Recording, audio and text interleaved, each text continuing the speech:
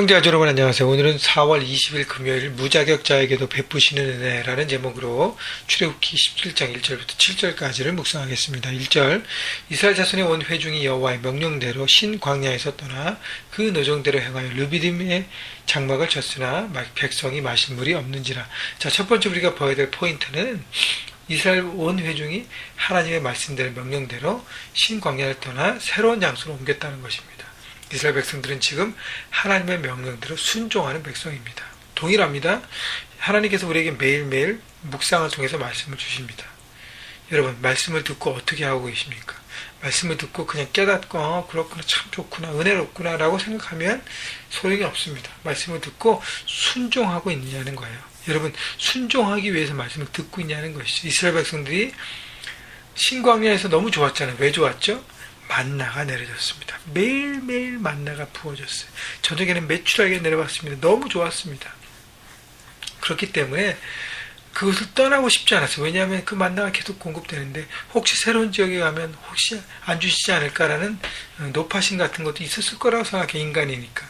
그렇지만 하나님의 말씀을 듣고 떠났습니다. 여러분, 그래서 하나님 말씀을 내가 얼마나 듣고 있고 그 말씀에 내가 얼마나 순종하고 있는가, 과거의 모든 것들은 다 접어두고 지금 이 순간에 나는 하나님 말씀에 순종하고 있는가, 순종하려고 애쓰고 있는가가 중요한 것입니다. 여러분, 하나님의 자녀, 새로운 삶으로서의 우리가 받았기 때문에 이스라엘 백성들이 노예에서 하나님의 백성으로 되었기 때문에 안식도 주고 쉼을 주는 것처럼 하나님의 주인된 인생을 살기 위해서 반드시 우리에게 순종은 필요한 것이죠. 그 다음에 또 하나는요, 이들이 하나님 말씀대로 순종하고 새로운 장소에 갔는데 뭐가 없어요? 마실 물이 없었습니다. 하나님 말씀에 순종해도 어려움은 당할 수 있습니다. 인생에 어려움이 있다는 거예요. 그래서 그때 우리 신앙 수준이 나옵니다. 그래서 하나님은 이 어려움을 통해서 우리를 훈련시키십니다. 신앙이요, 수준이 낮은 사람들은 여전히 불평하고 불만하면서 계속 그냥 낮은 수준의 어린아이 같은 신앙 가운데 머무릅니다. 여러분이 인생의 어려움들을 만났을 때 아직도 불평하고 불만 가운데만 사로잡힌다면, 물론 잠시 그럴 수 있지만 돌아와서 하나님의 뜻을 바라본다면 여러분은 성숙한 길로 가는 것이고, 여전히 불평과 불만 가운데 있는다면 우리는 아이 같은 신앙에 아직도 머물러 있는 것입니다. 마치 이스라엘 백성들처럼요. 2절 백성이 모세와 다투어 이르되 우리에게 물을 주어 마시게 하라. 모세가 그들에게 이르되 너희가 어찌하여 나와 다투느냐, 너희가 어찌하여 여호와를 시험하느냐. 백성이 물이 없다고 모세와 다투기 시작합니다. 원망과 불평하죠. 그때 모세가 얘기합니다. 너희가 나와 다투는 것이 바로 하나님 앞에 원망하고 불평하는 것이다. 또 하나의 의미는요, 너희가 어찌하여 나를 시험하느냐, 아니 나와 다투느냐, 그리고 하나님을 시험하느냐. 다시 얘기하면 왜 아직도 어린아이처럼 행동하고 불평불만하느냐는 거예요. 신광야에서 뭘 받았습니까? 만나를 매일매일 받고 메추라기의 기적을 보고 매일매일 경험했는데 여기 물이 없다고 불평할 수 있냐는 거예요. 하나님의 기적을 경험했던 사람들이 매일매일 매순간 하나님의 공급하심과 하나님의 채우심을 경험했는데 지금 물이 없다고, 당장 눈에 보이는 것이 없다고 불평하느냐라고 얘기하는 것입니다. 여러분, 내 기준에서만 생각하면 불평합니다. 없는 것만 바라보면 불평합니다. 있는 것, 하나님의 기준으로 바라볼 때 기다리고 인내할 수 있는 것입니다. 3절 거기서 백성이 목말라 물을 찾으매 그들이 모세에게 원망하여 이르되 당신이 어찌하여 우리를 애굽에서 인도해 내서 우리와 우리 자녀와 우리 가축이 목말라 죽게 하느냐. 모든 책임을 모세에게 돌립니다. 이게 바로 리더의 참 책임이에요. 그러나 이스라엘 백성들이 놓친 것은 뭐냐면, 모든 것을 리더에게 책임을 돌린 것이 아니라 자신들이 각자가 하나님 앞에 나와서 문제 속에서 역사하신 하나님을 바라보았어야 합니다. 그런데요, 여전히 불평하고 하나님한테도 불평하고 리더한테도 불평하는 그런 어린아이와 같은 모습이 있었다는 것을 돌아보시고 바로 그 모습이 나의 모습이 아닌가를 돌아보시기 바랍니다. 4절 모세가 여호와께 부르짖어 이르되 내가 이 백성에게 어떻게 하리까? 그들이 조금 있으면 내게 돌을 던지겠나이다. 모세는요, 리더로서 인내했던 사람입니다. 왜냐하면 어떻게 해요?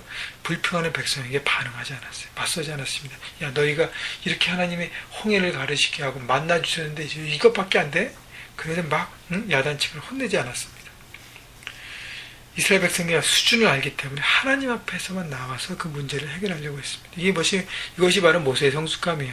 삶 현장에서 우리를 공격하는 악한 영의 세력들을 직접 맞서지 않고 하나님 앞에 나와서 하나님의 전쟁으로 나가는 것입니다. 하나님, 이 문제 가운데 역사해 주옵소서. 이들이 반역하고 다툽니다. 하나님 탓을 주시옵소서라고 문제를 가지고 주님 앞에 나오는 것이죠. 여러분, 영적 전쟁 세상 현장 가운데 계속 있습니다.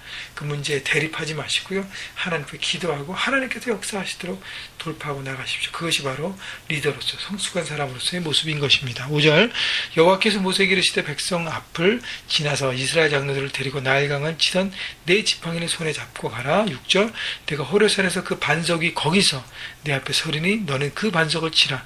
그것에서 물이 나오리니 백성이 마시리라. 모세가 이스라엘 장로들의 목전에서 그대로 행하니라. 하나님께서 모세에게 홍해를 가르쳤던 그 지팡이를 가지고 반석을 치는데 장로들을 데리고 나오라 그랬습니다. 이스라엘 장로들, 이스라엘 평신도 리더들 같은 경우죠. 그래서 하나님은 모세의 리더십을 회복시켜 주세요. 이런 믿음으로 하나님을 구하는 사람들에게 하나님은 방법을 내시고 무너지게 했던 그 모든 것을 다시 세우시게 하십니다. 그래서 장로들 앞에서 반석에 지팡이로 내리쳤을 때 어떻게 해요? 반석이 갈라지면서 반석이 갈라진지 모르겠지만 마침 그곳에서 물이 콸콸콸 나왔습니다. 홍해를 가였던 그 모세의 지팡이로 다시 한번 기적을 보여주는 것이죠.